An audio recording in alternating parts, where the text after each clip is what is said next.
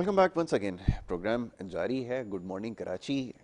पहला जो हमारा सेगमेंट था उसमें आज क्योंकि आज के दिन की मुनासबत से गुफ्तगू होती है, और जैसे मैंने प्रोग्राम के आगाज़ में तज़किरा किया कि मुख्तलिफ़ मामलात पर हमारे प्रोग्राम्स में गुफ्तगू रहती है, चाहे वो सियासी मामलात हों, मुआशी मामलात हों या दीगर मामलात हैं, इसके ऊपर हम प्रोग्राम में ज़रूर बात करते हैं। तो ये प्रोग्राम का दूसरा हिस्सा है। इसमें कुछ ख़ास मौज़ूआत हैं जिसके ऊपर आज गुफ्तगू होगी, और बड़े ख़ास मेहमान आज स्टूडियोज़ में यहाँ हमारे साथ मौजूद हैं जिनसे हम मुख्तलिफ़ मामलात पर गुफ्तगू करेंगे। हमारे मौजूद मेहमान, सबसे पहले मैं उन्हें खुशामदीद कहूँगा, अलाउद्दीन मरी साहब, जो हमारी खुसूसी दावत पे आज प्रोग्राम में तशरीफ़ लाए हैं। उनसे आज हम कुछ मामलात पर गुफ्तगू करेंगे, ख़ास तौर पे बलूचिस्तान के हवाले से जो वहाँ की सूरत हाल इस वक्त है, जो मौशी मसाइल हैं और जो दीगर मसाइल हैं। पिछले कई प्रोग्राम्स में हम इन तमाम मामलात पर गुफ्तगू कर चुके हैं। आज हमें मौका मिला है कि इसके ऊपर मज़ीद गुफ्तगू करें। तो सबसे पहले जो मौजूद मेहमान अलाउद्दीन मरी साहब हैं, उन्हें खुशामदीद। बहुत शुक्रिया आपका, thank you so very much कि थैंक यू। प्रोग्राम में सुबह के वक्त आज हमारे साथ मौजूद हैं। उनके हमरा जी एक और हमारे बड़े ख़ास मेहमान हैं, शाहिद अहमद लगारी साहब, और उनके हवाले से उनको भी आज हम प्रोग्राम में खुशामदीद कहेंगे। और उनसे टूरिज़म के हवाले से उनके पोर्टफोलियो में चीज़ शामिल है कि वो इन तमाम अफेयर्स को देखते हैं, तो इस मुनासबत से भी आज उनसे गुफ्तगू होगी। तो शाहिद अहमद लगारी साहब को भी मैं खुशामदीद कहूँगा। Thank you so very much, बहुत शुक्रिया जी। अलाउद्दीन साहब, बलूचिस्तान के हवाले से बात करने का मौका क्योंकि टीवी प्रोग्राम्स में आप देखते हैं कम मिलता है। जो मकामी लोग हैं, मैं हमेशा कहता हूँ कि मसाइल को समझते भी हैं और वो जानते भी हैं मसाइल को हल करना। अभी पिछले दिनों से काफ़ी बहस जारी रही कि जो 18वीं आनी तरमीम है, सूबे ज़्यादा बाइख्तियार हैं, उनको डिलीवर करना चाहिए, उनकी ज़्यादा रिस्पॉन्सिबिलिटी है। तो किसी भी दौर में सवाल हर दौर में यही रहा है कि क्या कोई हुकूमत डिलीवर करने में कामयाब हुई है। पॉलिटिकल सेटअप तो वहाँ से बैठ के बनते रहते हैं बलूचिस्तान के अंदर, लेकिन कौन कितना डिलीवर कर पाया है ये आप ज़्यादा बेहतर जानते हैं। मैं चाहूँगा इसके ऊपर थोड़ी सी गुफ्तगू की जाए। बिस्मिल्लाहिर्रहमानिर्रहीम। Thank you so much K21 आपके तवज्जुह से आज बलूचिस्तान आपका टॉपिक है। इस पे ख़ास मैं पहले शुक्रिया अदा करूँगा क्योंकि अनफॉर्चुनेटली नेशनल मीडिया में या यस मुल्क वाइज हमारे सूबे की बात कुछ कम की जाती है। यस अनफॉर्चुनेटली हम सुनते तो रहते हैं कि जी बलूचिस्तान एहसास महरूमी या इस तरह का शिकार। वैसे ये अल्फाज मुझे दिल से पसंद नहीं है। यस एहसास महरूमी तो उसको कहते हैं जिनको अल्लाह ने कुछ नहीं दिया हो। क्या क्या तो बिल्कुल ऐसा ही। बलूचिस्तान तो अल्हम्दुलिल्लाह अल्लाह की तरफ से तमाम उन चीज़ों से नवाजा गया है यस जिनको आप एहसास महरूमी कह ही नहीं सकते हैं। बिल्कुल अनफॉर्चुनेटली लोग आते हैं बलूचिस्तान का नाम इस्तेमाल करके, चाहे कुछ पॉलिटिकल पार्टीज़ रही हों माजी में या कुछ पर्सनैलिटीज़ रही हों या हुकूमतें जैसे बनती रही हो, जैसे आपने ख़ुद अपने इंट्रो में कहा, वो आती हैं बलूचिस्तान की महरूमी को दूर करने के लिए, अनफॉर्चुनेटली अपनी महरूमी दूर करके चले जाते हैं। ऐसा ही। कुछ चीज़ें हकीकत होती हैं। मैंने आपको बताया कि मेरा आपको ज़रा मैं ब्रीफ कर दूं कि मेरा यस ताल्लुक़ किसी पॉलिटिकल सियासी पार्टी से यस नहीं यस है एज सच। लेकिन हम एक जैसे आप फेयर तज्जिया देते हैं, हम भी एक फेयर वहाँ के मकामी हैं, वहाँ के रहने वाले हैं, सन ऑफ द सॉइल हैं, वहाँ के मसाइल को अपनी नज़दीकी से देख भी रहे हैं इतने यस सालों से, और जेल भी रहे हैं। बिल्कुल। चाहे वो रोड एक्सीडेंट्स की शक्ल में हो, चाहे इसमें गुर्बत हो, इंफ्रास्ट्रक्चर के हवाले से हो, इंफ्रास्ट्रक्चर, लोगों की बुनियादी हेल्थ के सेहत हवाले की से। यस ज़रूरतें हैं, तालीम की ज़रूरतें हैं, साफ़ पानी के मसाइल हैं। दूर दराज का इलाका है। आप बलूचिस्तान के डायनेमिक से वाकफियत रखते बिल्कुल। होंगे। पाकिस्तान का रकबे के हिसाब से तकरीबन 45-46% बनता है। अगर यस समंदरी हदूद को आप इंक्लूड कर लें तो ऑलमोस्ट 49-50% तक चला बिल्कुल ऐसा जाता ही। है। रिच सूबा है, लोग बड़े प्यार करने वाले हैं, बस उनको तवज्जो की ज़रूरत है, उनके दर्द को, उनकी मुश्किलात को समझने की ज़रूरत है। ऐसा सच कोई दर्द नहीं है। आप दुनिया के किसी कोने में चले जाएं, अगर आज जब ईस्ट और वेस्ट जर्मनी का अगर जी मुआजना करेंगे, जब उस वक्त वहाँ पे हालात ख़राब रहे हैं, तो इंफ्रास्ट्रक्चर और लोगों की माशी ज़िंदगी और उनकी बुनियादी सेहत के और बाकी मसाइल जो इंसान की एक बेसिक नीड होती है, उनमें जहाँ कमी आएगी वहाँ पे आपको बदमनी भी नज़र आएगी, लोगों में एहसास महरूमी भी नज़र आएगा। बिल्कुल इन्हीं सारी चीज़ों का मामला मजमूआ एक बलूचिस्तान की सूरत में आपके सामने है। बिल्कुल। अगेन मैं इसको हुकूमतों की नाकामी तो करार देता ही हूँ, लेकिन साथ साथ हमारे अपने लोगों को, हमारे अपने बिज़नेस कम्युनिटी। देखिए मैं चूँकि बिज़नेस से रिलेटेड ज़्यादा रहा हूँ, दुनिया में ट्रैवल भी किया है, पाकिस्तान में भी आज मैं federation Pakistan chamber of commerce की सियासत में भी एक्टिव हूँ। मैंने प्रेसिडेंट के इलेक्शन भी कॉन्टेस्ट किए हैं, एक पार्टी کا ممبر بھی ہوں. تو تمام صنعت کار اور تاجر برادری سے میرا علیق سلیق اٹھنا بیٹھنا خود بھی ان کے ساتھ تعلق ہے میرا. پوری دنیا میں حکومتوں کو آپ تمام چیزوں کے لیے بلیم نہیں کر سکتی. آج آپ مجھے بتا دیں کہ جرمنی سے لے کر کے جاپان تک یا جاپان سے لے کر کے امریکہ تک کہاں گورنمنٹ جاب کریشن کرتی ہے؟ پرائیویٹ سیکٹر ہی ہوتا ہے جو لوگوں کو روزگار فراہم کرتا ہے اور اس میں آگے بڑھنے کے مواقع ہوتے ہیں. سرکاری نوکری تو ہمارے ملک میں اگر 70 سالہ آپ تاریخ اٹھا کے دیکھیں کہ آپ کسی نوجوان کو اگر ضائع کرنا چاہتے ہیں تو اس کو کسی سرکاری نوکری میں لگا لیں. گریڈ 4 میں آئے گا، 5 میں بھرتی ہوگا، کرتے کرتے جب وہ ریٹائرمنٹ کے قریب پہنچے گا 10-11 گریڈ پہ جائے گا. اس کی اتنی ضرورتیں، مہنگائی سال بسال مہینے پہ مہینے جا رہی ہوتی ہے، وہ اپنی تنخواہ سے اتنا گزارا کر پائے گا، لاسٹ میں اس کے پاس علاج کے پیسے بھی نہیں ہوں گے. اگر آپ ان کو پرائیویٹ سیکٹر میں انٹروڈیوس کراتے ہیں، کوئی اسکلڈ پروگرامز چلاتے ہیں، لوگوں کو ٹرینڈ کرنے کی ضرورت ہے. آپ کے سامنے کل تک میں اور آپ ای میل کے ذریعے کام کرتے تھے، ایک ڈیسک ٹاپ ہوا کرتا تھا، علیحدہ میں گھر جانا پڑتا تھا. اس سے پہلے ہم لینڈ لائن فون استعمال کرتے تھے، گھر پہ بیٹھ کے کام ہوتے تھے آفس. آج آپ کا تمام آفس، تمام زندگی آپ کے ہاتھ موبائل فون میں آ گیا ہے. ان ساری چیزوں میں جدت آ رہی ہے تو ہمیں اپنے لوگوں کے اسکلڈ پروگراموں کو جدید کرنا چاہیے. جن چیزوں کو ہم سی پیک کے ساتھ جوڑ رہے ہیں، فرض کریں سی پیک آئے گا، پہلے سی پیک کو سمجھنے کی ضرورت ہے کہ سی پیک نہ تو ایک کسی روڈ کا نام ہے، نہ تو ہم چائنا کو صرف ایک رستہ دے رہے ہیں. اس کو ہم سی پیک کہتے ہیں تو یہ ہماری خام خیالی ہے. اگر ہم سی پیک کو اپنی ترقی سے جوڑتے ہیں تو یہاں پہ انڈسٹریلائزیشن ہونی چاہیے. اس کے لیے آپ کو سب سے ضروری یہ ہے کہ آپ پورے خطے میں آپ کے انرجی پرائسز کہاں پہنچی ہوئی ہیں. اگر آج میں سوچتا ہوں کہ میں بینک کے ذریعے یا اپنے کچھ معاملات کے ذریعے کوئی فیکٹری لگانا چاہتا ہوں پیسے جوڑ کر کے، اس میں میں فرض کریں گلاس بنا رہا ہوں یا پانی منرل واٹر بنا رہا ہوں، تو اس میں انرجی کاسٹ انکلوڈ ہو رہی ہے. تو آج ریجن میں سب سے زیادہ ریٹ ہمارے انرجی کے چل رہے ہیں بیکاز آف کہ ہم نے پچھلے دنوں میں جس طریقے سے انرجی کے پلانٹس لگائے، ان کے ریٹس کس طریقے سے طے کیے. انفارچونیٹلی سروے ہمارے ملک میں کبھی نہیں ٹھیک رہا ہے، فیزیبلٹیز کو نہیں اسٹڈی کیا جاتا ہے. لوگ اپنے پرسنل انٹرسٹ کو دیکھتے ہیں کہ جی میں فیصل آباد سے بلانگ کرتا ہوں، میری لینڈ اس میں آ جائے گی، اگر کوئی سولر پارک لگ جائے گا میری زمین چڑھ جائے گی. میرا یہ معاملات جہاں پہ انوالو ہوئے ہیں وہاں ہماری ناکامی رہی ہے. بلوچستان کے علاقے ہیں جہاں پہ ونڈ کوریڈورز موجود ہیں، دنیا کی سب سے سستی ترین بجلی ونڈ کے ذریعے حاصل ہوتی ہے. 12,000 میگا واٹ کا پوٹنشل میرے صوبے میں الحمدللہ چاغی ریجن میں موجود ہے. آپ اس کو یوٹیلائز کر سکتے ہیں. سن ہمیں اللہ تعالیٰ نے بہترین ریجن میں اسٹریٹجک وائز بھی اور لوکیشن وائز بھی ہماری جو لینڈ ہے یہاں پہ جو سولر کی پرفارمنس ہے وہ 90+ ہے. تو ہمیں اچھی جگہوں پہ فیزیبلٹیز دیکھ کر کے کچھ پروجیکٹس انرجی کے لائیں تاکہ بجلی کی کاسٹ نیچے ہو، ساتھ ساتھ ہم انڈسٹریلائزیشن کی طرف چلے جائیں. اسکلڈ لیبر کی ہمیں بہت سخت ضرورت ہے. چائنا کو اگر ہم سی پیک کا روٹ دے رہے ہیں، اگر ہم ان سے یہ معاہدہ کر لیتے کہ جی آپ ہمارے گوادر پورٹ کو استعمال کر کے جتنا بھی ایکسپورٹ کریں گے یہاں سے اس کا 25% ہمارے ملک میں مینوفیکچر کر دیں، ہماری تقدیر بدل سکتی ہے. ایسا ہی ہے، بالکل ایسا ہی. تو یہ پچھلے دنوں پالیسیز ہم صوبے کو تو بلیم نہیں دے سکتے ہیں کیونکہ یہ پالیسیز 18ویں ترمیم کے بعد نو ڈاؤٹ کہ صوبوں کو اختیارات لامحدود دے دیے گئے ہیں. لیکن اگین اگر آپ کسی ملک کے ساتھ کوئی ٹریڈ ایگریمنٹ کرنے جا رہے ہیں، اس میں federal government planning commission involve ہوتا ہے، وہاں پہ صوبے کی ان پٹ جا سکتی ہے لیکن فائنل اتھارٹیز فیڈرل گورنمنٹ ہوتی ہے. تو انفارچونیٹلی میں نے آپ کو بتایا کہ میں تجزیہ آپ کو فیئر دوں گا، میری کسی پارٹی کے ساتھ نہ کوئی دشمنی ہے نہ میرا کچھ، لیکن جو میں فیئر دیکھتا ہوں وہ میرے ایمان کا بھی حصہ ہے اور میرے اوپر فرضیات میں بھی ہے کہ میں اس چیز کو ہائی لائٹ کروں.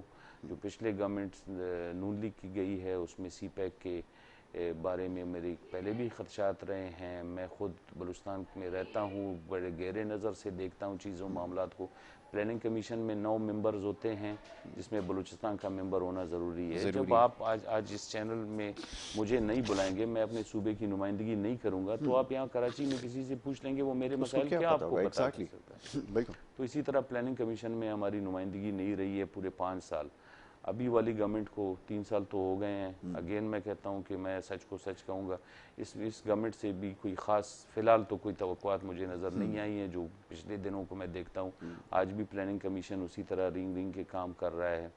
ہاں البتہ ایک چینجز مجھے اس میں نظر آ رہا ہے جو سی پیک کے چیئرمین جنرل عاصم سلیم باجوہ صاحب اپوائنٹ ہوئے ہیں, ویری پروفیشنل. لوگوں کی باتیں چیزیں وہ آپ کسی کا منہ بند نہیں کر سکتے ہیں, وہ ہمارا سبجیکٹ بھی نہیں ہے اور مجھے اس میں کوئی خاص انٹرسٹ بھی نہیں ہے, لیکن جس طریقے سے میں نے ان کی خدمات بلوچستان میں دیکھی ہیں اس حوالے سے اگر میں دیکھوں کہ آج وہ سی پیک اتھارٹی کے چیئرمین ہیں, تو اوپلی کے بلوچستان کے لیے کچھ ہو یا اگین ان سارے پروجیکٹس کو ریویو کیا جائے. یہ سب سے زیادہ ضروری ہے. آپ نے بالکل ٹھیک کہا کہ اس سے فائدہ ہمیں اٹھانا ہے, بینیفٹ ہمیں تب ملے گا جب ہم انڈسٹریلائزیشن کی طرف جائیں گے. اور اگین جو ہمارا پرائم کنسرن ہے وہ یہ ہونا چاہیے کہ لوکلز کو فیسیلیٹیٹ کریں. ابھی پرابلم یہ ہے کہ اگر 18 گھنٹے کا اگر شارٹ بجلی کی جو ہے وہ لوڈ شیڈنگ ہوگی تو پھر آپ سوچیں کہ وہاں پر نظام زندگی کیسے چلے گا. پھر ہم لوکلز کے حوالے سے جو ہمارا ایک اور کنسرن ہے وہ یہ کہ جو وہاں پر کام کرنے والے لوگ ہیں ان کو بھی تو اپرچونیٹیز ملیں, ان کو بھی فیسیلیٹیٹ کریں. زراعت کے حوالے سے ایک بڑی اچھی رپورٹ میں نے اگلے دن پڑھی تھی, ابھی میں اس کے اوپر بات کروں گا. ذرا میں شاہد احمد صاحب کو بھی شامل گفتگو کر لیتا ہوں. شاہد احمد صاحب کا تعلق کیونکہ براہ راست ٹورزم کے حوالے سے.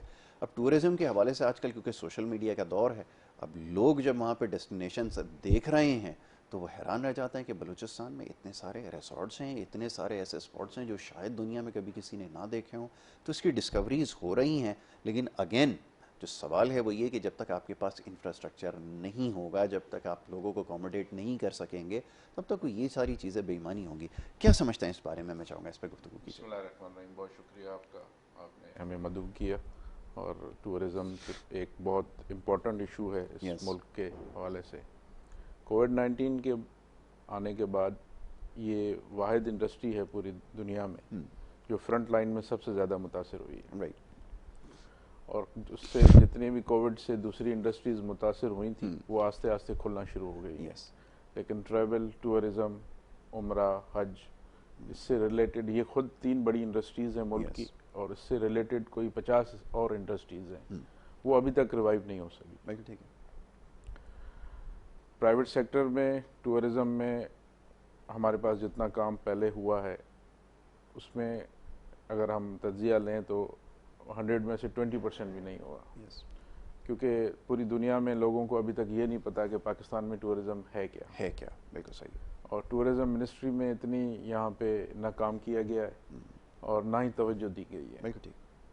دوسرے ملکوں میں آپ دیکھیں کہ ان کی اکنامی بیس کرتی ہے ٹورزم پہ. تھائی لینڈ کی جیسا اکانومی ہے, تھائی لینڈ ہے, دبئی ہے, ملیشیا ہے اور بہت سے ممالک ہیں. ایون آپ اب یہ دیکھیں کہ سعودی عرب بھی ٹورزم میں شمار ہو رہا ہے. انہوں نے بھی ٹورزم کے پیکیجز نکالے ہیں, انہوں نے بھی پورا سعودی عرب ڈسکور کر کے دکھا رہے ہیں. تو سعودی عرب جیسی اسٹرانگ اکنامی کے ملک, کنگڈم جیسے ملک بھی ٹورزم پہ ڈیپینڈ کرتے ہیں. بالکل ٹھیک ہے. ہمارے ملک میں یہ ایک المیہ رہا ہے شروع سے کہ اس منسٹری کی طرف اور اس ٹورزم اسپاٹس کو ہائی لائٹ ہی نہیں کیا گیا. حالانکہ ہمارے پاس اللہ نے جتنی ہمارے اس ملک کو ٹورزم کے اسپاٹ سے نوازا ہے, شاید ہی دنیا کے کسی ملک میں اتنے ٹورزم اسپاٹس ہوں. بالکل ٹھیک ہے. 18 امینڈمنٹ کے بعد یہ بالکل اب پروونشل سبجیکٹس ہو گئے ہیں. بالکل. پہلے ایک منسٹری تھی وہ فیڈرل میں پورے صوبوں کو دیکھتی تھی, لیکن جب 18 امینڈمنٹ کے بعد یہ پروونشل سبجیکٹ ہوا ہے تو وہ جو تھوڑا بہت پہلے کام فیڈرل میں ایک ہوتا تھا, ایک مین باڈی کو ڈرپ لگتی تھی تو باڈی کے سارے پارٹس کو وہ سپلائی ہو جاتا تھا. بالکل ٹھیک. اب جب 18 امینڈمنٹ ہو گیا تو وہ پارٹس ڈیوائیڈ ہو گئے. اب ہر صوبے نے اپنا وہ لے لیا ہے کہ جی 18 امینڈمنٹ ہے اور ہم اس کا ہمارا پروونشل سبجیکٹ ہے, لیکن جو ڈیلیورنس کرنی چاہیے تھی 18 امینڈمنٹ کے بعد وہ ٹورزم سیکٹر میں نہیں ہو سکی. میں یہاں صوبہ سندھ کی بات کروں, صوبہ سندھ میں بہت سے اسپاٹس ہیں جن پہ ابھی کام کرنے کی ضرورت ہے. بالکل. ٹھٹھا ہے, کنجر ہے, موجودڑو ہے, اور بہت سے گورکھ ہل اسٹیشنز ہے جس کو ڈیولپ بھی ہونا ہے اور اس پہ ڈیولپمنٹ کی ضرورت بھی ہے. اب موجودڑو جیسا اسپاٹ سندھ میں ہو اور وہاں پہ ہماری حکومتوں کی سنجیدگی کا اندازہ یہاں سے لگایا جائے کہ ہفتے میں 4 فلائٹیں ہوتی تھیں کراچی سے موجودڑو پی آئی اے کی, اس کو کم کر کے 2 کر دی گئیں. اس 2 کو کرتے کرتے آج اس وقت صورتحال یہ ہے کہ پی آئی اے نے موجودڑو کے لیے آپریشن بند کر دیا. ٹورسٹ آج بھی چائنا سے, جاپان سے, ملیشیا سے, یورپ سے, امریکہ کے مختلف اسٹیٹ سے, برطانیہ سے اور دنیا کے ہر کونے کوشے سے بہت زیادہ ٹورزم کے لوگ آج بھی موجودڑو آتے ہیں, بالکل بائی روڈ سفر کرتے ہیں, سکھر جاتے ہیں, پھر وہاں سے پھر بائی روڈ آتے ہیں. جس جگہ کا اپنا ایئرپورٹ ہو آدھے کلومیٹر کے مفاصلے پہ, اس کو بند کر دیا جائے, اور یہاں سے ہمارے گورنمنٹ کا ٹورزم پہ جو فوکس ہے اس کا اندازہ ہوتا ہے. بالکل موجودڑوں پہ کام کرنے کی ابھی بھی بہت ضرورت ہے. بالکل موجودڑوں کو پرزرو کرنے کی ضرورت ہے. یس ابھی تک وہ اوپن پڑا ہوا ہے. یہی چیز اگر دنیا کے کسی اور ممالک میں ہوتا تو وہ اس کو پورا شیشے میں بند کر دیتے, ایسا ہی اور وہ اگلی نسلوں تک ان کو بتاتے کہ یہ ہمارے پاس ایک 5 سال پرانا قدیمی ورثہ ہے, اور اگلے 5000 سال اس کو پرزرو کر کے اپنی جنریشنز کو دیتے اور دنیا کو بتاتے کہ ہمارے پاس اتنا بڑا ذخیرہ موجود ہے. بالکل. موجودڑوں کے علاوہ جتنے بھی ٹورزم اسپاٹس ہیں ان پہ کبھی بھی کوئی خاص توجہ نہیں دی گئی. ابھی بھی اگر گورنمنٹ اس میں انیشیٹو لے, اصل میں 18 امینڈمنٹ کے بعد فیڈرل نے بالکل ہی ہاتھ نکال دیا ہے پروونسز سے کہ جی پروونسز جانے اور ان کا کام جانے. وہ ہاتھ لگانے بھی نہیں دیتے نا کسی افیئر کو, آپ کو پتہ ہے. تو ایک as a head of the state prime minister صاحب کا میں آپ کے چینل سے توسل سے ریکویسٹ کروں گا کہ ٹورزم پہ فوکس کیا جائے.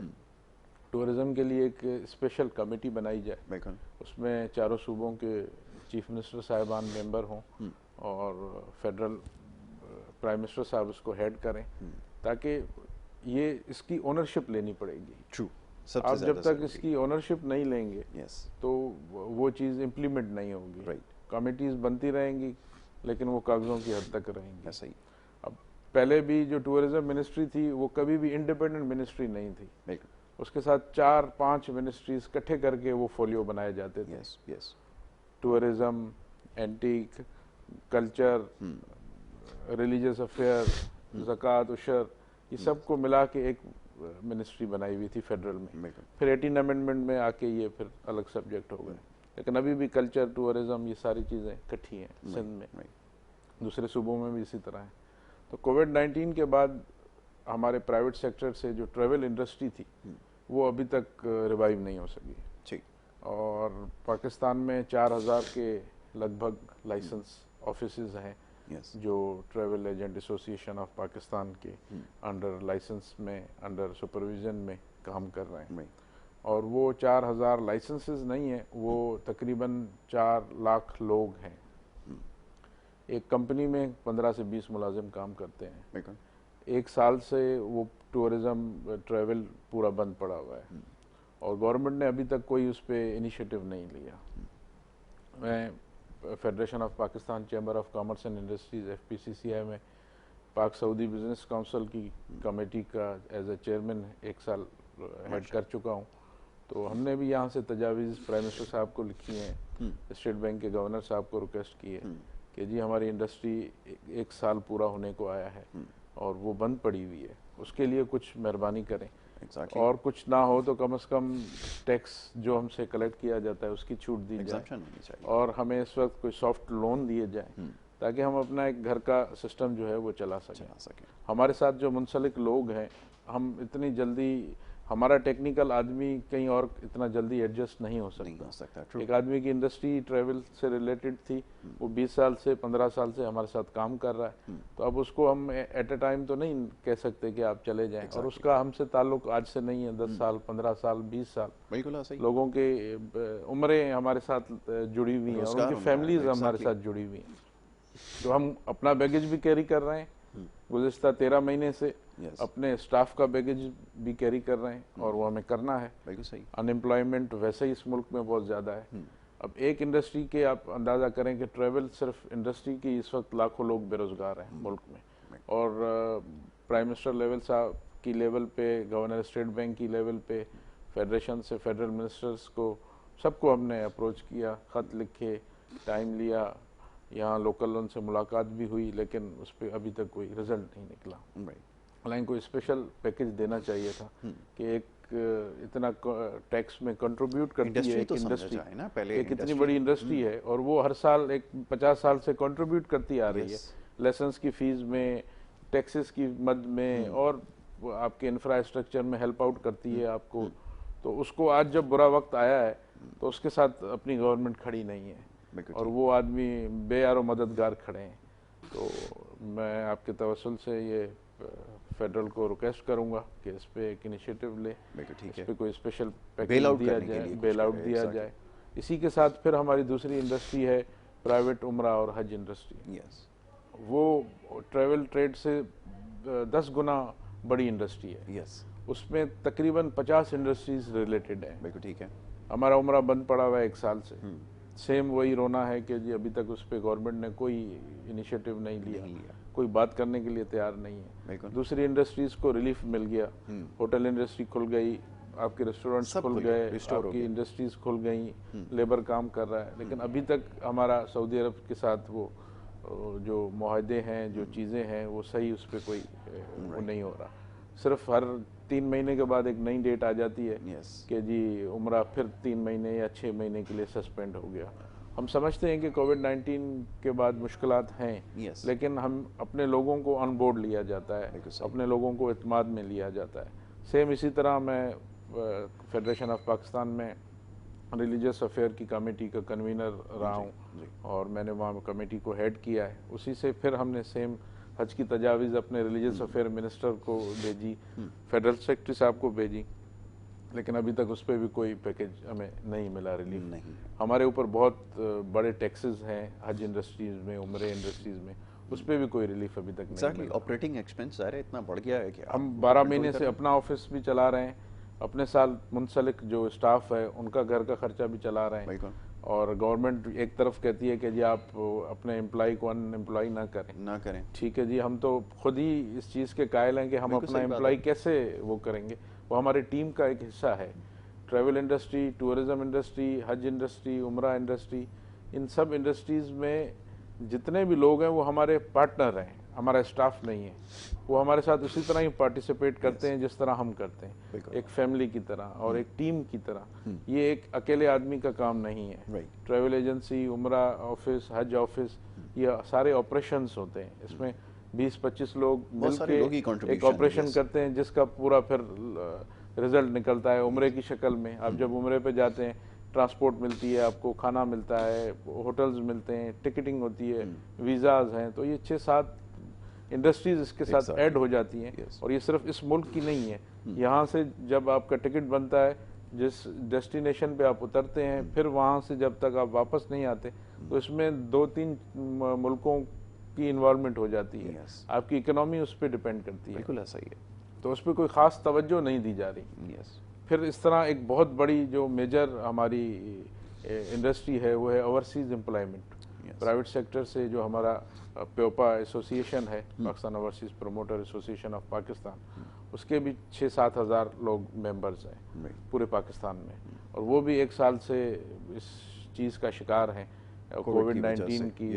تو یہ مین اسٹریم لائن پہ جو 3 بڑی انڈسٹریز متاثر ہوئی ہیں, ٹریول ایجنٹ, عمرہ and Hajj agents and overseas employment promoters agents. تو اس حوالے سے اس پہ بھی کوئی کام ہمیں نہیں کیا گیا. ہمارے فیڈرل منسٹر ہیں مسٹر سید ذوالفقار بخاری صاحب, تو ان کو بھی ہمارے سینٹرل چیئرمین صاحب کافی دفعہ ملے ہیں. تو لیکن ابھی تک اس پہ بھی کوئی ہمیں ٹیکس کا ریلیف یا کوئی جو ریلیف ہمیں ملنا چاہیے تھا وہ نہیں مل سکا, وہ ہمیں ابھی تک نہیں مل سکا. حالانکہ وہ اکنامی ہماری اوورسیز یہاں سے لیبر جو جاتا ہے, آپ ساری انڈسٹریز کا وہ دیکھ لیں, اس کا ڈائریکٹ بینیفٹ پاکستان کو اس طرح نہیں ملتا جس طرح اس انڈسٹری کے آدمی کا جانے سے ملتا ہے. کیونکہ وہ لیبر آپ کا آدمی جب یہاں سے جاتا ہے تو وہ اپنی تنخواہ 1 تاریخ کو بینک کے تھرو بھیجتا ہے پاکستان. تو وہ ریونیو ہمارا جو جنریٹ ہوتا ہے, ہماری اکنامی کی ریڑھ کی ہڈی ہے اوورسیز امپلائمنٹ. تو اس پہ بھی کوئی ابھی تک ایسا کام نہیں ہوا. چلیں اس کے اوپر ابھی مزید گفتگو کرتے ہیں اس کے اوپر شاہد صاحب, کیونکہ یہ بڑا امپورٹنٹ مسئلہ ہے. اور یہ جیسے ہم بات کر رہے تھے کہ کووڈ کی وجہ سے جو نقصانات ہوئے ہیں, اور کل بھی بات ہو رہی تھی ریوائول کے حوالے سے کہ جناب کس طرح بیل آؤٹ کریں, بہت سارے امپلائیز جو ہیں وہ بے روزگار ہو گئے, لیکن یہ کیسے سپورٹ کریں ان کے لیے, کیسے ممکن ہے کہ جب ان کی بزنس ایکٹیویٹی نہیں چل رہی. اور آئی ریممبر کہ یہ جو پری رمضان جو سیشن ہوتا ہے, اس میں پہلے بہت زیادہ بکنگز ہوا کرتی تھی عمرے کے حوالے سے, اب وہ کام جو ہے وہ بالکل اسٹیگننٹ ہو گیا. بڑے ان کے لاسز جو ہیں ان کو بک کرنے پڑ رہے ہیں. تو گورنمنٹ کو اب بیٹھ کے یہ سوچنا ہوگا کہ جیسے وہ انڈسٹریز کو ریوائول کی بات کر رہی ہے, ریسٹور کرنے کی کوشش کر رہی ہے, تو ٹورزم اس سے سب سے زیادہ متاثر ہوا ہے. ایز آئی سی وہ ان کو اس وقت سب سے زیادہ بیل آؤٹ کرنے کی ضرورت ہے. اچھا کیا شاہد صاحب نے تمام چیزوں کی نشاندہی کی. اس کے اوپر گفتگو کرنی ہے, ایک چھوٹی سی بریک کے لیے کہا جا رہا ہے. ایک چھوٹی سی بریک لے کر واپس آئیں گے, پھر بلوچستان کے جو دیگر مسائل ہیں اس کے اوپر مزید ہم نے گفتگو کرنی ہے. آپ دیکھتے ہیں programme good morning Karachi.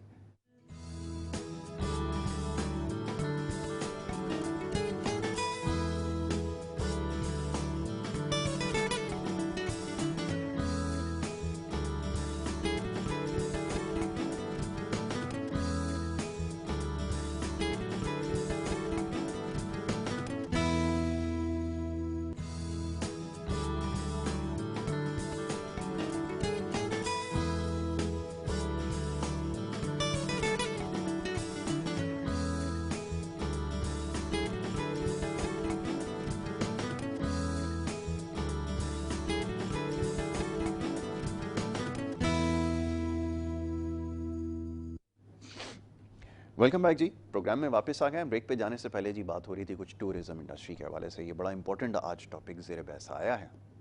Industry کے مسائل کے حوالے سے بات ہو رہی تھی جی. کرونا وائرس کی وجہ سے جو نقصانات ہوئے ہیں وہ تمام انڈسٹریز کو جو ہے وہ بیل آؤٹ کرنے کی بات ہوئی, اور خاص طور پہ جو سپورٹ پیکیج تھا اس کی بات ہوئی تھی کہ جی جو بھی لوگ بزنسز رن کر رہے ہیں وہ اپنے پاس ڈاؤن سائزنگ نہ کریں, گورنمنٹ ان کو سپورٹ کرے گی. لیکن یہاں تو مسئلہ وہی ہے شروع دن سے کہ یہ رسپانسبلٹی ہے کس کی, اون کون کرتا ہے. جب آپ فیڈرل گورنمنٹ سے بات کرتے ہیں تو وہ کہتے ہیں جی پروونشل سبجیکٹ ہے, پروونسز میں جو حکومتیں موجود ہیں پروونشل گورنمنٹس ہیں, یہ ان کی رسپانسبلٹی ہے, وہ فیڈرل کی طرف اس کو گھما دیتے ہیں.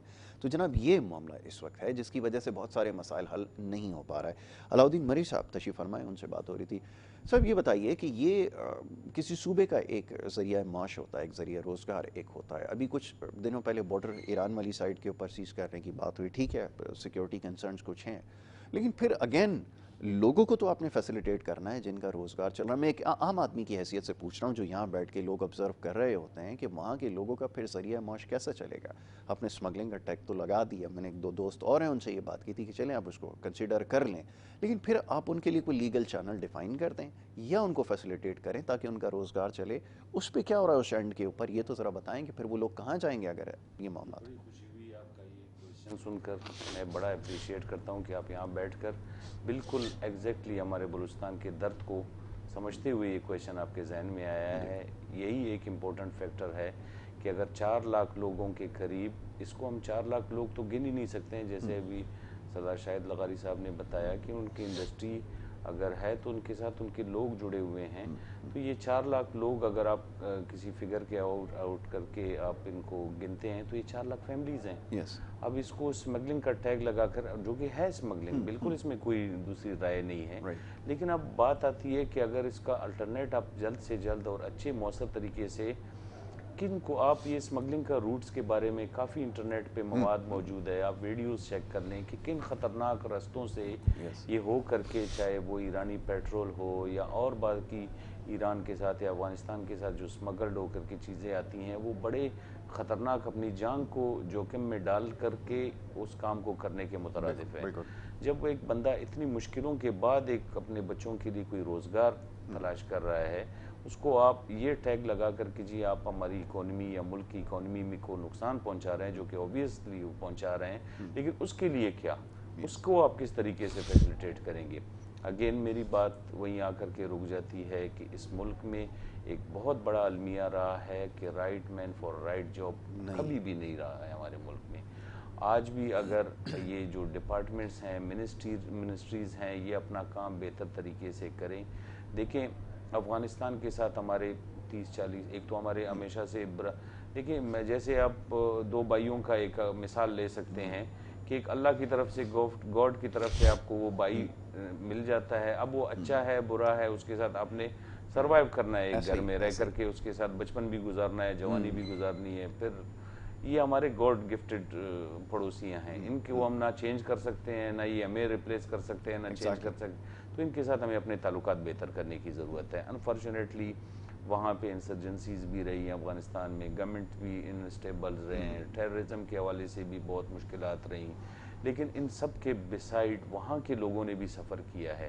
ہم اگر اپنے لوگوں کے درد کو محسوس کرتے ہیں ایز اے مسلمان, ہمیں ان لوگوں کے عام لوگوں کا بھی درد محسوس کرنا چاہیے, جس کی ہی وجہ سے آج اگر امریکہ ان کے ساتھ طالبان کو فیسیلیٹیٹ, ہم اس مذاکرات کو کر رہے ہیں, جو کہ ہم نے دنیا کو ثابت کیا, امریکہ کو بتایا, ہمارے بغیر فیسیلیٹیشن کے یا ہمارے بغیر انوالومنٹ کے ان کو یہ مذاکرات کامیاب بھی نہیں ہو سکتے تھے, جو کہ اللہ کرے آگے دنوں میں اس نئی رجیم کے بعد اسی طرح رہیں. افغانستان کا امن ہمارے لیے بہت امپورٹنٹ ویلیو رکھتا ہے, کیونکہ ہمارے ساتھ تقریباً 1200 کلومیٹر کا بارڈر ان کے ساتھ لگتا ہے. اب جا کے ایک تو دیکھیں اگین وہی بات آتی ہے کہ ہماری ابھی تک گھر کی دیواری نہیں کمپلیٹ ہے, ہمارے وسائل نہیں, کبھی اس طرف توجہ ہی نہیں رہی ہے. اب جا کے کام ہوا ہے, تقریباً آلموسٹ 80 یا 70% کام کمپلیٹ ہوا ہے. اتنے لیک آف فنڈز بھی ہیں, آپ کو پتہ ہے کہ ہماری اکانومی کی سچویشن آپ کے سامنے ہے, اس کے ڈائنامکس کے اندر رہتے ہوئے ہم فینسنگ بھی کمپلیٹ کر رہے ہیں. اب اگین ہم آپ کی کویشچن کی طرف آتے ہیں کہ بلوچستان کے لوگوں کو کس طریقے سے ہم دوبارہ فیسیلیٹیٹ. دیکھیں میں خود صوبے کا چیف منسٹر رہا ہوں, چاہے میں کم عرصے کے لیے رہا ہوں, لیکن اس میں وہ جون کا مہینہ آ گیا تھا جس میں بجٹ بنتا ہے, اور اس میٹنگ کو چیئر کرتے ہوئے آپ یقین کریں کہ میرا سر گھومنے لگا کہ یار یہ صوبہ اتنے سالوں سے کیسے چلا ہے اور آگے کیسے چلے گا. جس صوبے کا بجٹ 400 ارب ہو اور جس صوبے کا 290 ارب روپے کا نان ڈیولپمنٹ کا بجٹ ہو, جس میں صرف تنخواہیں اور پینشن کے پیسے اور ہاسپیٹلز کے دوائیوں کے اور ٹیچروں کے تنخواہ کے پیسے ہوں, تو 110 ارب میں آپ مجھے بتائیں کہ پہاڑ جتنا صوبہ جو کہ 46-47% آف پاکستان ہے, اس کو آپ کیسے ڈیولپ کریں گے. یا اگر کوئی آپ اسکلڈ پروگرام لینے جائیں, یا اس میں اگین میں پھر اپنے پاکستان کی حکومتوں سے زیادہ پرائیویٹ سیکٹر کو قصوروار ٹھہراتا ہوں. دیکھیں ہم نے پنجاب کے اوپر انڈسٹریلائزیشن میں کافی زور کیا, نتیجہ کیا نکلا آپ کے سامنے. آج ہماری کاٹن کی پیداوار کہاں آ کے پہنچی ہوئی ہے. ہم اگین پیسہ شارٹ کٹ میں بنانے کے لیے شوگر کی طرف سوچتے ہیں, جو کہ پانی بھی زیادہ مانگتی ہے. وہ تو خیر ایگریکلچر ایک بہت بڑا وسیع سبجیکٹ ہے, لیکن المیہ ہے کہ ہم بچپن سے جب ٹی وی کھولتے تھے, جب 9 بجے کا پی ٹی وی کا نیوز ختم ہوتا تو ہمیں بتاتے تھے کہ جی بیل اس سال کتنی کاشت ہوئی ہے اور آج ریٹ کیا کھلا ہے اس کا. تو ہم ایکسپورٹ کرنے والے ملک میں شامل تھے, آج ہم کاٹن امپورٹ کر رہے ہیں اپنے ٹیکسٹائل کے لیے. یہ ہمارے لیے ایک بڑا لمحہ فکریہ ہے. بلوچستان کے لوگوں میں اویئرنیس پھیلانے کی ضرورت ہے. آج بھی بلوچستان کے لوگ اپنے پانی کی قدر نہیں کر رہے ہیں. اگین اسی ایپل اور ان سارے اجناس کی طرف جا رہے ہیں, ان سارے فروٹس کی طرف جا رہے ہیں جو پانی بہت زیادہ استعمال کرتی ہیں. اس کے برعکس اولیو ہے, جو کہ پنجاب میں کافی اس کے اوپر کام ہوا ہے. اللہ کرے ہمارے صوبے کے لوگ بھی اپنے ہوش کے ناخن لیں, فیوچر پلاننگز کی طرف جائیں. ورلڈ بینک کی رپورٹ ہے کہ اگر پانی کی یہ سچویشن رہی تو 2025 میں کوئٹہ میں زندگی ناممکن ہو جائے گی. آپ زندہ نہیں رہ سکتے ہیں. پانی لائف ہے, لائف کے پانی کے بغیر آپ کی زندگی نہیں ہو سکتی ہے. ایگریکلچر کو امپروو کرنے کی ضرورت ہے. اس میں آپ ان 4 لاکھ لوگوں کا جب ہم ذکر کرتے ہیں جو اسمگلنگ کے ساتھ جڑے ہوئے ہیں, آپ ان کو وہاں پہ موٹیویٹ کر کے ایگریکلچر کی طرف لا سکتے ہیں. آپ کاٹن کراپ بڑھائیں گے, فصلیں بڑھیں گی, لوگوں میں جاب کریشن ہوگا. آپ کو کاٹن جنر کی فیکٹریاں وہاں لگیں گی, کاٹن پروڈیوس ہوگا, لوگوں کی روکا روزگار. اگین یہ جو ہمارے بزنس کمیونٹی ہے پاکستان کی, میں بڑا پریشان ہوتا ہوں اور بڑا افسوس ہوتا ہے مجھے کہ اگر دیکھیں میں کل اگر سوچتا ہوں کہ میں دبئی میں کہ کسی ایک دبئی آپ کو چونکہ پتہ ہے کہ ایک متحدہ عرب امارات ایک 7-8 ملکوں کا ریاستوں کا ایک مجموعہ ہے, اگر اس میں سے میں کسی فجیرہ یا کسی بھی ایک علاقے میں انویسٹ کرنے جاتا ہوں تو پہلے میں آج کل کمپیوٹر کا زمانہ ہے, گوگل پہ چیک کروں گا کہ گورنمنٹ نے وہاں پہ کون سے پروجیکٹس سٹارٹ کیے ہیں, وہاں کے بینکوں نے وہاں پہ لوگوں کو کتنا لون دیا ہے. میں بڑی بدقسمتی سے آپ کو یہ کہتا ہوں کہ میرے صوبے میں پورے پاکستان کی بینکوں کا کیپٹل کا 1% بھی بلوچستان میں انویسٹ نہیں ہے, نہ وہاں پہ وہ لوگوں کو قرضے دے رہے ہیں. بلوچستان کے لوگ جو کہ آلریڈی پسماندہ ہیں, وہ ان کے پاس کیا سرمایہ ہوگا جو انڈسٹریلائزیشن کریں گے. یا تو آپ ان کے لیے قرضوں کے دروازے کھولیں تاکہ وہاں کے جو لوگ بزنس کرنا چاہتے ہیں, جن کا ایکسس کراچی تک ہے, کہیں اور تک آتے ہیں, یہاں کرتے ہیں, تو وائی ناٹ اپنے گھر میں بیٹھ کے کریں. تو آپ ان کو بینکوں کے ذریعے کچھ قرضوں کے مد میں فیسیلیٹیٹ کریں, کچھ اسکلڈ پروگرامز چلائیں. اسی چائنا کو آپ استعمال کرتے ہوئے کچھ ان کی کو پکڑ کے کہ جی آپ کوئی سوشل رسپانسبلٹی کا. اب گوادر کے اوپر ہم بات کرتے ہیں, گوادر 50,000 یا 60,000 لوگوں کا شہر ہے. آپ مجھے بتائیں کہ اتنی بڑی اکانومی جو پوری دنیا کو اس وقت ان کی یورپ جیسی امریکہ جیسی بڑی بڑی برانڈز کی کمپنیوں کو تالے لگا کر کے اس کی اکانومی انہوں نے بیڑا ان کا غرق کر کے اپنے ملک میں شفٹ کر دیا, تو اس کے لیے گوادر شہر میں پانی کو یا بجلی کا نظام ٹھیک کرنے میں کیا دقت ہوتی ہے. میں جب چیف منسٹر تھا, میرا وزٹ رہا گوادر کا, میں نے وہاں کی جو پورٹ ہولڈنگ کمپنی ہے ان سے بات کی کہ یار یہاں لوڈ شیڈنگ ہے, 48-50 ڈگری ٹیمپریچر ہے, لوگ نکل رہے ہیں پانی کے لیے ترس رہے ہیں, آپ کو اتنا بڑا پورٹ ملا ہے, ایک تھوڑا سا بندے کے دل میں ہی کچھ آ جاتا ہے یار, آپ ذرا اس چیز کو ڈی سیلینیشن ایک چھوٹا پلانٹ میں ہمارا بھائی سردار شوکت میں ان سے یہ ڈسکس کر رہا تھا کہ یہ آج کل کے دور میں کتنا مشکل کام ہے کہ ایک ڈی سیلینیشن پلانٹ اگر آپ لگا دیں تو ایٹ لیسٹ پانی تو وہاں کے لوگوں کو مل جائے گا. ابھی تک کنسیڈریشن میں ہی نہیں ہے. ہمارا بھائی جام کمال کام کر رہے ہیں اسپورٹس کے حوالے سے, وہ ایک الگ ٹاپک ہے. جی اگین اس پورٹ کے چیئرمین نے مجھے بتایا کہ میں آپ کو اپنے ای میلز دکھا دیتا ہوں کہ میں نے گورنمنٹ آف پاکستان کو, اور اسپیشلی پچھلے دنوں میں جام صاحب کی حکومت سے پہلے گورنمنٹ آف بلوچستان کو میں 7 ای میل بھیج چکا ہوں کہ میں 6,000 سولر پینل یونٹس لوگوں کو فری میں بانٹنا چاہتا ہوں, لیکن اس ای میل کا رسپانس آج تک مجھے نہیں آیا ہوا ہے. اگین وہی بات آتی ہے کہ انسان کو سب سے پہلے ہمیں خود اپنی عادت بدلنی چاہیے, اس کے بعد ہم اللہ سے بھی امید کریں, کسی پڑوسی سے بھی امید کریں, کسی بزنس پارٹنر سے بھی امید کریں. ایکچولی ہم خود ہی اپنے آپ کو بدلنے کی موڈ میں ہی نہیں ہے. ایسا ہی تو بلوچستان میں پوٹینشیل بھی بہت ہے. آپ دیکھیں مائننگ سیکٹر میں لوگوں کو, اب بلوچستان کی مائننگ ہوتی ہے یہاں لوکل, تو کنزمپشن آپ کے سامنے ہے, جتنا بھی کنسٹرکشن انڈسٹری آگے بڑھی ہے اس میں بلوچستان کا ہی اور کے پی کے کا ہی ماربل. آپ کو یہ سن کے خوشی بھی ہوگی کہ پورے پاکستان کا, پوری دنیا کا 6% جو ریزروز ہیں وہ بلوچستان میں موجود ہیں, اور ہماری انٹرنیشنل مارکیٹ میں صرف پریزنٹیشن وہاں پہ جو موجودگی کا ہمارا احساس ہے وہ 2% کے قریب ہے. تو یہ بڑا فقدان ہے اس چیز کا. اور کچھ اچھے گرینائٹ یا اونیکس وغیرہ جس کو سنگ مرمر کہتے ہیں, وہ یہاں سے ایکسپورٹ ہو کر کے چائنا جاتا ہے, وہاں اس پہ ویلیو ایڈیشن ہوتی ہے, لیبر کاؤنٹ ہوتا ہے, انرجی لگتی ہے, اس کے بعد وہ انٹرنیشنل مارکیٹ میں 5 گنا زیادہ قیمت پہ بکتا ہے. تو اگر میں اس کو all over business point of view سے دیکھوں تو مین بزنس اور مین پروفٹ تو چائنا کما کے لے گیا. وائی ناٹ کہ ہم ان کی انڈسٹری کو یہاں ری لوکیٹ کریں. کچھ آپ کو گورنمنٹس کو انیشیٹو لینے پڑیں گے. ایک آج آپ ٹی وی اینکر ہیں اور پوری ٹیکنیکل آپ کا ویژن اور وہ چیزیں تو اپنی جگہ ہے, لیکن اگر آپ اپنے ٹیکنیکل اسٹاف کے بجائے آپ کسی اور یا مجھے ہی آ کر کے کہیں کہ آپ یہ جی کیمرے ٹھیک کر کے مجھے سیٹ اپ کر کے بنا کر دے دیں, تو میں نہیں کر پاؤں گا. تو کوئی سیاستدان میں سوچ بھی نہیں سکتا ہوں. ایک تو چلے 70 سال انہوں نے لگائے ہو تو بندہ کچھ نہیں کہہ سکتا ہے, ادروائز کوئی سیاستدان آپ کو کوئی اچھی بزنس ڈیل نہیں کبھی بنا کے دے سکتا ہے. اس میں آپ کو بزنس کمیونٹی کو آن بورڈ لینا پڑے گا. انفارچونیٹلی پھر وہی بات آتی ہے, ادارے اپنا کام نہیں کر رہے ہیں. Federation Pakistan chamber of commerce جس پرپز کے لیے بنا ہوا ہے, اس کا کاؤنٹر پارٹ اگر ٹرکی میں دیکھ لیں, اگر آپ انڈیا میں دیکھ لیں, وہاں پہ وہ محکمے کیا کام کر رہے ہیں, وہ ادارہ کس طریقے سے چل رہا ہے. ہمارے فیڈریشن کا یہ مورال ہے کہ اس سال بھی ہمارے الیکشن ہوئے, آپ مجھے کہیں ان کی پریزنٹیشن دکھائیں, کہیں ان کی موجودگی کا احساس دکھائیں, کہیں انہوں نے گورنمنٹ کو کوئی اچھی پالیسی دی. جیسے سردار صاحب نے بتایا, یہ چیئرمین بھی رہے ہیں پاک سعودی بزنس کاؤنسل کے, ریلیجیس افیئر کے بھی کنوینر رہے ہیں. یہ کیا کر پائے ہیں؟ ایک لیٹر کے علاوہ کچھ نہیں. اب دیکھیں جہاں پہ پرسنل انٹرسٹ آ جاتا ہے, پھر آپ کی آواز میں وہ دمک ہی نہیں رہتا ہے کہ آپ جا کر کے, اب ادھر لوگ آتے ہیں انفارچونیٹلی ایسا روز نکال کے اپنے ہی سیکٹر کو جو ہے نا وہ پروموٹ کرتے ہیں تاکہ اس میں کچھ پیسہ بنایا جائے. اگین وہی بات آتی ہے کہ آپ ملک کے لیے نہیں سوچتے ہیں, اپنے لیے سوچتے ہیں. تو اگر یہ ادارہ ٹھیک ہو جائے اور گورنمنٹ کو کوئی اچھی تجاویز دے, پھر ایک اور ماڈرنائزیشن, جیسے میں نے آپ کو بتایا, ہر 6 مہینے 5 مہینے کے بعد آپ کے موبائل میں ایک سافٹ ویئر نیا آ جاتا ہے اور آپ کو وہ کہتا ہے کہ جی کہ آپ اس کو اگر اپڈیٹ نہیں کریں گے تو آپ آؤٹ ڈیٹڈ رہیں گے اور آپ کی یہ ایپ کام کرنا ہی چھوڑ دیں گے. تو ہمیں جدت لانے کی, چاہے وہ بزنس ہو, چاہے حکومتی معاملات ہو, چاہے بزنس ہو, جس بھی چیز میں جائیں آج کے دن اس کو ماڈرن ہونے کی ضرورت ہے, جس میں جدت لانے کی ضرورت ہے.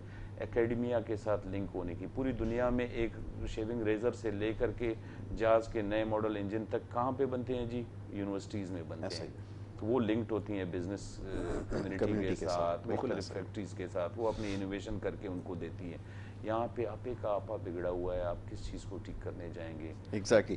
میرا تو اور بھی ایک کنسرن جس کے اوپر میں انشاءاللہ, کیونکہ اب تو وقت ہمارے پاس کم رہ گیا ورنہ اس کے اوپر ضرور بات کرنی تھی, کیونکہ جو بیسک جو ہیلتھ فیسلٹیز ہیں نا, یہ ایک بڑا سیریس ایشو ہے. کیونکہ کچھ چیزیں جو میں خود وٹنس کی ہیں, میں اس کے بارے میں تو بات کر سکتا ہوں کہ اگر پہاڑ پہ رہتے ہوئے اگر کسی کو انجری ہو جائے, وہاں سے اس کو نیچے لے کر آنا اور پھر کوئٹہ تک اس کو لے کر آنا اگر ہاسپٹل میں داخلے کے لیے, تو یہ اگر ہم آج کی تاریخ میں اگر یہ بیٹھ کے ڈسکس کریں کہ ہمارے پاس روڈ نہیں ہے, میں ایمبولینس کی بات نہیں کر رہا, میں دوسری جو ہیلتھ ڈسپینسری ہے اس کی بات نہیں کر رہا, میں روڈ کی بات کر رہا ہوں کہ وہ نہیں ہے, پھر وہاں سے ایمبولینس اگر اس کو لے کے شہر تک جائے, تو آپ امیجن کریں کہ میں نے 2-3 کیسز دیکھے بلٹ انجری کے, ان کو لاتے لاتے ہاسپٹل میں, بڑی مائنر سی انجری تھی لیکن وہ بیچارے چلے گئے.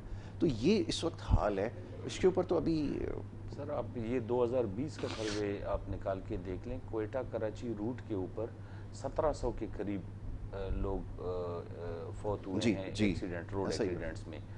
آپ مجھے بتائیں کہ صوبے کا ٹرانسپورٹ منسٹر سے لے کر گورنر, چیف منسٹر, اس کے اوپر یہ کون سی راکٹ سائنس ہے؟ ایک چھوٹا سا پرزہ پوری یورپ, پوری دنیا میں بس کے اندر لگتا ہے کہ جی اس کا میٹر 80 سے اوپر نہیں جائے گا. اب یہ کوئی راکٹ سائنس ہے؟ اس کو امپلیمنٹ کرنے میں کتنی دیر لگتی ہے؟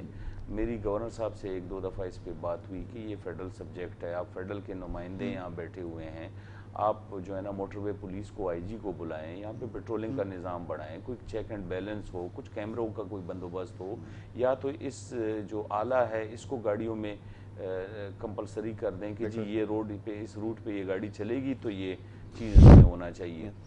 فیسلٹیز ہیلتھ کے حوالے سے کافی, میں اس گورنمنٹ کو جو فیئرلی مجھ سے آپ پوچھیں گے جو اب بلوچستان میں ایگزسٹ کر رہی ہے, دیکھیں 2 طرح کی پالیسیز ہوتی ہیں, ایک لانگ ٹرم ہے, ایک شارٹ ٹرم ہے.